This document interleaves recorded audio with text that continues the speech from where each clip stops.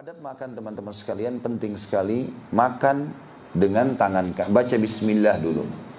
Membaca bismillah dan mengucapkan bismillah harus bersuara. Kita bersuara, bismillah.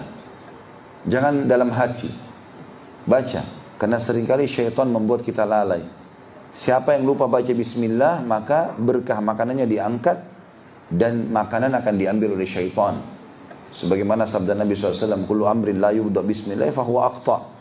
Semua perkara yang tidak dimulai dengan bismillah maka terputus dari rahmat Allah. Kalau makanan akan diangkat berkahnya. Dan juga sabda Nabi SAW dalam hadis sahih, kalau seseorang masuk ke dalam rumah lalu dia mengucapkan salam, maka syaitan di sekitar rumahnya berkata pada teman-temannya, tidak ada tempat nginap buat kalian malam ini karena salamnya pemilik rumah tadi, walaupun tidak ada orang. Dan kalau dia makan sambil membaca bismillah, maka syaitan berkata di sekitar rumahnya dengan teman-temannya, tidak ada makan malam buat kalian malam ini. Dan bismillah menyelamatkan dari diambilnya makanan tersebut dari syaitan. Itu yang pertama, tentunya baca bismillah, adabnya. Yang kedua, menggunakan tangan kanan. Dan ini sering kali saya kadang-kadang lagi pengajian, masih melihat di pengajian ada bapak ibu yang minum dengan tangan kiri, makan dengan tangan kiri. Ini mesti harus diperhatikan. Cuma mungkin saya tidak bisa, kadang-kadang saya tidak menegur di dalam majelis karena khawatir nanti malah beliau-beliau ini malu. Tapi kadang-kadang juga ada yang saya ingatkan. Saya mengatakan, saya tidak sebutkan orang, tapi saya mengatakan bapak ibu ingat kalau makan dan minum dengan tangan kanan. Karena sabda Nabi SAW tegas masalah itu. Jangan kalian makan dan minum dengan tangan kiri, karena syaitan makan dan minum dengan tangan kiri. Ini banyak maknanya. Bisa saja karena kita dilarang menyerupai syaitan, itu makna zahirnya hadis, atau makna yang lain, makan dan minum dengan tangan kiri akan diambil oleh syaitan. Yang ketiga adalah makanan dan minuman harus dari sumber yang halal. Tidak boleh sama sekali dari yang haram.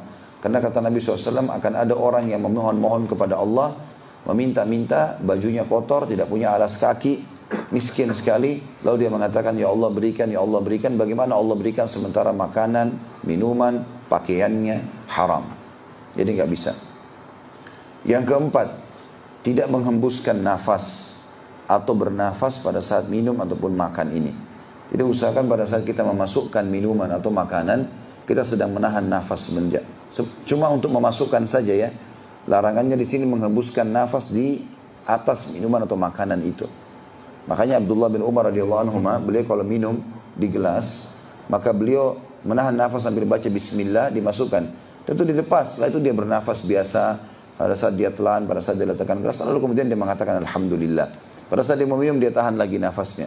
Sunnah Nabi SAW, kata Nabi SAW, jangan kalian bernafas atau menghembuskan nafas ataupun menariknya pada saat sedang minum atau makan.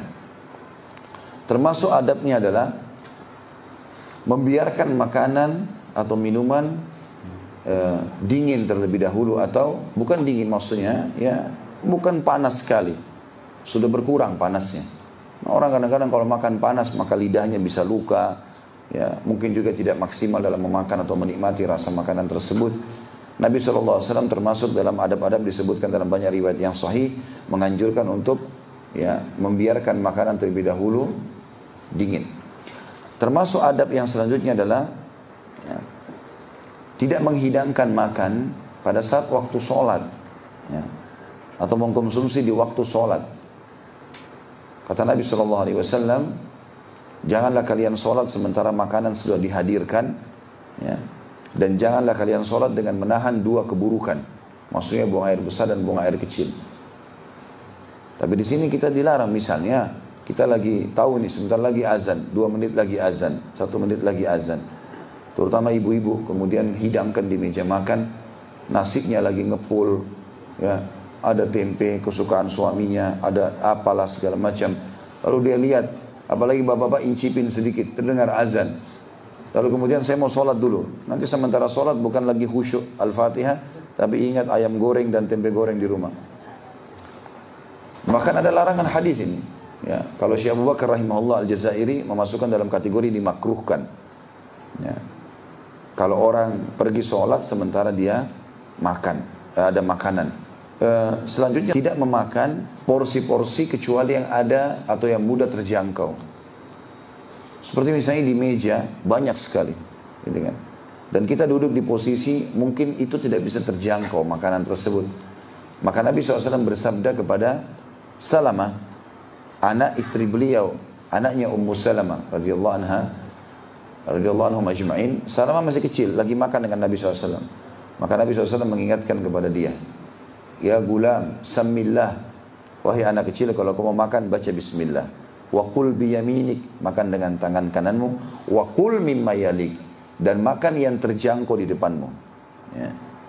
Karena mungkin akan buruk pemandangan kalau seseorang harus mengambil semua jenis menu yang ada kemudian menumpukan di piringnya, gitu kan.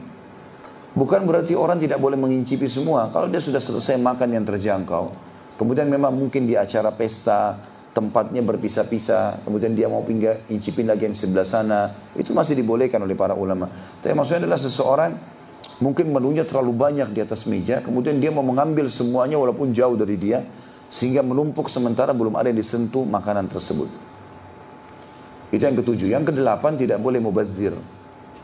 Gak boleh mubazir. Mubazir artinya mengambil lebih daripada kapasitas kita, akhirnya dibuang. Gak ada yang makan. Ambil secukupnya. Ya, kemudian kalau seandainya dia kalau sudah selesai dan masih lapar, boleh diambil lagi. Gak ada masalah. Menambah makanan berulang kali nggak dilarang dalam syariat, tidak ada larangannya. Tapi memakan dengan porsi yang besar sehingga atau yang banyak sehingga akhirnya mubazir, ini nggak boleh. Ini dilarang tentunya. Ya.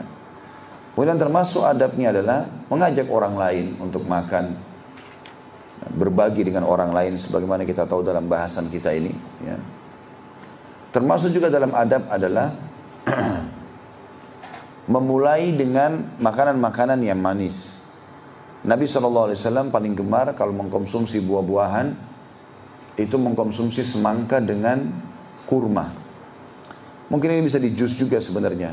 Nabi SAW sering kali makan dua buah ini dan disatukan oleh beliau. Sambil beliau bersabda, dinginnya ini, ditunjuk semangka, akan diredam dengan panasnya ini, ditunjuk kurma. Dan panasnya ini kurma akan diredam dengan dinginnya ini. Jadi berimbang di antara dua keadaan tersebut. Ya. Kita juga tahu dalam buka puasa dianjurkan untuk mengkonsumsi yang manis-manis terlebih dahulu, baru kemudian kita memakan yang lainnya. Termasuk adabnya adalah seseorang tidak makan sampai kenyang. Ya. Dan kalaupun dia sendawa, maka dia tidak boleh ya bersendawa di hadapan orang atau menghadap ke orang lain. Pernah ada sahabat begitu. Maka dia sendawa, karena kenyang sekali, maka banyak sekali sendawanya. Kata Nabi SAW, selamatkanlah kami dari sendawahmu itu. Ya. Kalau dia begitu, terus gitu kan. Orang sendawa berulang-ulang. Kadang-kadang orang tidak ada adabnya di depan orang. Mulutnya dibuka. Baunya pun apalagi habis makan jengkol bisa buat orang pingsan. Ya. Tapi nggak ada adab. Maka ini harusnya dijaga adab-adab tersebut.